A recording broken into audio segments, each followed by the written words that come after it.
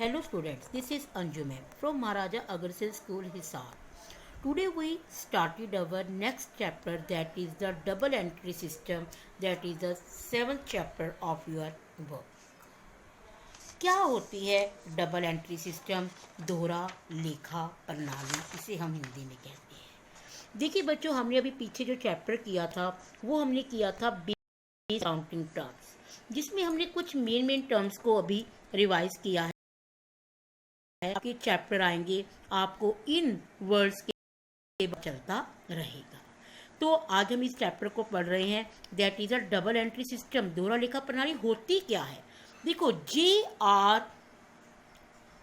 बेटी बॉय के अकॉर्डिंग एक डेफिनेशन दी हुई है। Every business transaction has a two fold effect. हर बिजनेस का इफेक्ट दो जगह पड़ता है, that it effects two account in opposite direction if a complete record were to be made each such transaction. देखो, हर ट्रांजेक्शन, कोई भी ट्रांजेक्शन है वो हमेशा दो जगह लिखी जाती है। अगर एक अकाउंट डेबिट होता है तो दूसरा अकाउंट क्रेडिट होता है। चलो इसको हम एक एग्जाम्पल से समझते हैं। मान लीजिए Ram purchased goods for cash. Ram ने नगद माल खरीदा, तो राम के पास क्या आया और क्या गया? राम ने नगद माल खरीदा तो राम के पास क्या आया? स्टॉक आया। और क्या गया? कैश गया।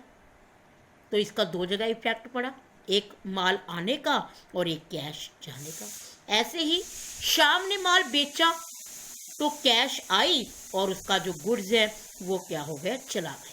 तो गुड्स जो हमारा माल होता है उसको हम क्या बोलते हैं? गुड्स बोलते हैं। ये चैप्टर आप बहुत ध्यान से करना, क्योंकि इस चैप्टर के बेस पर ही हमारी जर्नल एंट्रीज होंगी, जो कि हमारी अकाउंट्स का एक बेसिक चैप्टर बनता है। सबसे पहले हम इस चैप्टर में जो क्वेश्चन करेंगे वो करेंगे क्लासिफिकेशन ऑफ अकाउंट। देखिए, हमारे जो अकाउंट होते हैं वो दो तरह से होते हैं, एक होते हैं पर्सनल और एक होते हैं इम्पर्सनल।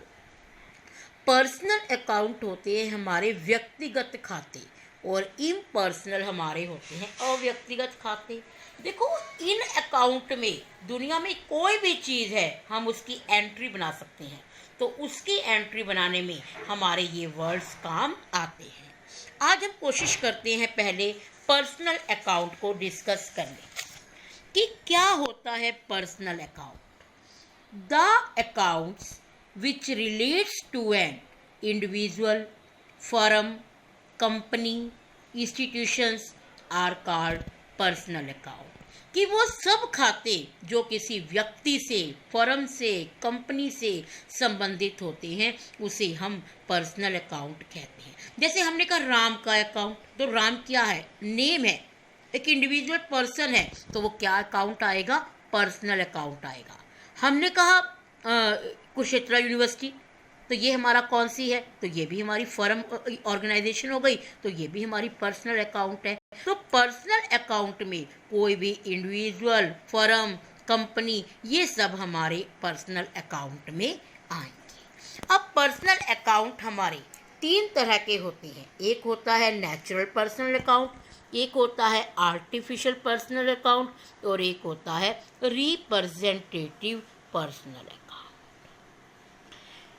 अब हमारे पर्सनल अकाउंट का एक रूल भी है, और वो रूल हमारा होता है कि debit the receiver and credit the giver. यह आपकी बुक में राइट भी किया हुआ है, debit the receiver and credit the giver. इसका क्या मतलब है कि कोई भी अकाउंट अगर पर्सनल हुआ तो जिसको ये सामान मिलेगा उस पर्सन को आप क्या करोगे? हमेशा डेबिट।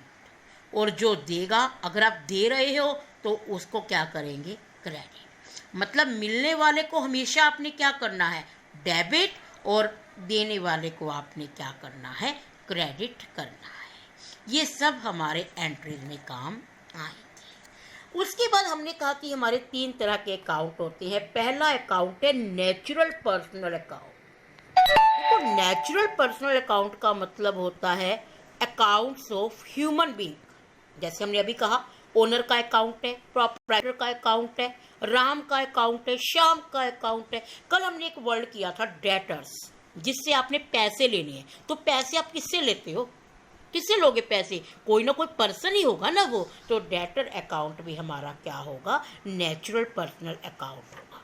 इस तरीके से क्रेडिटर, अगर आपने किसी को पैसे देने हैं तो वो भी आपका कौन होगा, वो भी आपका पर्सन होगा, तो उसे भी हम नेचुरल पर्सनल अकाउंट में करते हैं। अगर हमने कहा ड्राइंग, ड्राइंग कौन निकालता है ड्राइंग, ओनर निकालता है। ओनर कौन है, पर्सन है, तो ये भी हमारा कौन होगा, नेचुरल पर्सनल अकाउंट होगा। तो इस तरीके से हमने ये अकाउंट करना है कि जो भी अकाउंट ह्यूमन बीइंग से रिलेटेड है उसे हम नेचुरल पर्सनल अकाउंट कहते हैं। फिर हमारा आता है artificial personal account, those account which do not have physical existence as human being but they work as a person. देखो, जिनका कोई अपना एक मनुष्य की तरह अस्तित्व नहीं होता, परंतु वे एक पर्सन की तरह काम करते हैं, उसे हम कहते हैं आर्टिफिशियल पर्सनल अकाउंट। चलो हम एक एग्जांपल लेते हैं हमारे स्कूल पर। हमारे स्कूल का नेम क्या है, महाराजा अग्रसेन स्कूल। क्या हमारा स्कूल अग्रसेन के द्वारा चलाया जा रहा है?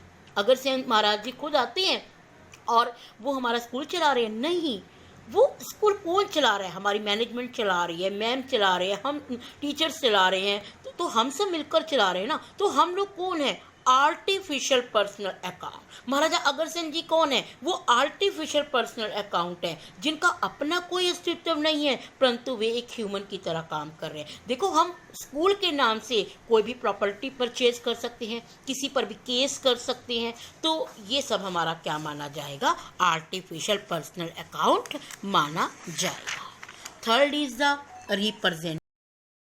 When an account represent a particular person, जब हमारा एक अकाउंट पूरे ग्रुप को रिप्रेजेंट करता है उसे हम कहते हैं रिप्रेजेंटेटिव पर्सनल अकाउंट। जैसे अब हम सैलरी करते हैं कि अब कोई भी क्लरिकल पोस्ट पे जब पर्सन होते हैं वो अपने स्टाफ की सैलरी लिखते हैं, तो सभी की सैलरी ड्यू है तो वो क्या डाल देते हैं, सैलरी आउटस्टैंडिंग।